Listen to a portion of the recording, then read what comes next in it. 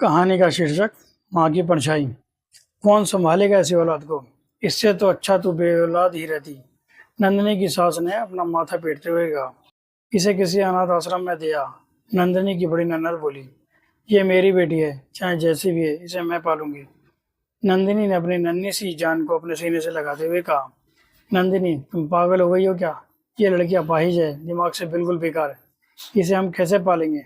नंदिनी के पति वरुण ने कहा, तुम इसके पिता होकर ऐसा बोल रहे हो? मुझे तुमसे उम्मीद नहीं थी, नंदिनी ने कहा। नंदिनी का ससुराल उसकी अपाहिज दिमागी रूप से बीमार बच्ची को अपनाने के लिए तैयार नहीं था। नंदिनी ने एक बहुत ही दृढ़ फैसला लिया। उसने वरुण को और उसके घर को छोड़ दिया और अपनी बच्ची को लेकर दूसरे शहर में चली गई। उसके लिए आगे की जिंदगी बिल्कुल आसान नहीं थी। अपनी बच्ची निया को वह अकेले नहीं छोड़ सकती थी, इसलिए उसने घर बैठे काम करने का फैसला किया। शाम को उसने अपने घर पर बच्चों को पढ़ाना शुरू किया। सुबह उसने टिफिन सिस्टम शुरू किया, जिसमें उसने आसपास के ऑफिस में अपने टिफिन भिजवाने शुरू किए। साथ ही साथ उसने ऑनलाइन कंटेंट राइटर का कार्य भी आरंभ करा। वह हर शनिवार और इतवार अपनी बेटी को शहर के जाने माने मनोचिकित्सक और फिजियोथेरेपिस्ट के पास लेकर जाती थी। नंदिनी की मेहनत और ईश्वर के आशीर्वाद से निया ने 7 साल की उम्र में धीरे धीरे चलना शुरू कर दिया। वैसे उसका दिमाग उम्र के हिसाब से कम था, पर नंदिनी की मेहनत से वह अब अपने रोजमर्रा के निजी काम खुद कर लेती थी। नंदिनी का पूरा जीवन उसकी बेटी निया के इर्द गिर्द ही घूमता था। उसने निया को स्पेशल स्कूल में भी दाखिला दिलवाया। नंदिनी निया के मेडिकल खर्च को पूरा करने के लिए दिन रात लगी रहती। उसका टिफिन बहुत प्रचलित हो गया था। देखते ही देखते उसने खाने पीने को ही व्यावसायिक रूप देने का निर्णय लिया। सरकार से लोन लेकर एक छोटा सा बुक कैफेटेरिया खोला। धीरे धीरे वह प्रचलित हो गया। इधर निया भी धीरे धीरे बड़ी होने लगी। उसकी टांगों में हर माह सुधार होने लगा। नंदिनी अपना कैफेटेरिया भी संभालती और निया की पढ़ाई लिखाई, थेरेपी का भी ख्याल रखती। निया की भी पूरी दुनिया जैसे नंदिनी ही तो थी, उसकी एकमात्र सहेली, जो उसके संग हंसती, मुस्कुराती, नाचती गाती रहती थी।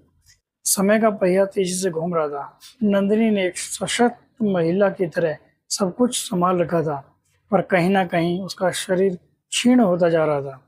अपने दिमाग पर अत्यधिक बोझ लेने के कारण 45 साल की उम्र में ही वह मानसिक रूप से बहुत तनावग्रस्त रहती थी। उसके दिमाग की नसें संकुचित होने लगी थी, पर इसकी भनक भी उसने निया को नहीं पड़ने दी। आज निया 25 साल की हो गई, एक मल्टीनेशनल कंपनी में कार्यरत है, आम इंसान की तरह जीवन जी रही है। पर आज नंदिनी उसके साथ होते हुए भी उसके साथ नहीं है। 50 साल में ही धीरे धीरे वह अपनी याददाश्त खोती जा रही है। माँ, आज आप क्या खाओगी? निया प्यार से पूछती। खाना? नहीं, अभी तो खाया है मैंने शायद, नंदिनी ने गफलत में जवाब दिया। नहीं माँ, अभी नहीं खाया। चलो आज आप खाना बनाओ। मैं? मुझे तो तो आता ही नहीं खाना बनाना, नंदिनी ने हाथ झड़कते हुए कहा। निया की आंखों से आंसू बह निकलते। जो कभी हजारों लोगों के लिए खाना बनाती थी, आज कह रही है कि मैं उन्हें खाना बनाना नहीं आता। कभी कभी नंदिनी की तबीयत को ले निया भगवान से लड़ पड़ती। मेरी माँ ने कितने दुख सहन कर, कितनी कुर्बानियां देकर मुझे एक नॉर्मल जिंदगी दी है, और आज जब मैं ठीक हूँ तो वो एक नॉर्मल लाइफ नहीं जी पा रही। क्यों भगवान, क्या कमी रह गई थी? पर मैं भी हार नहीं मानूंगी।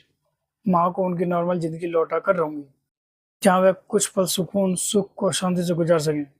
मैं उनकी परछाई बनकर हमेशा उनके साथ खड़ी रहूंगी। मिया ने ठान लिया था कि वह अपनी माँ को कुछ नहीं होने देगी। उसने दिन रात एक करके अपनी माँ की देखभाल शुरू की। उनकी एल्जीमर्स की बढ़ती बीमारी को रोकने के लिए दिन रात नंदिनी को दिमाग की कसरत कराती।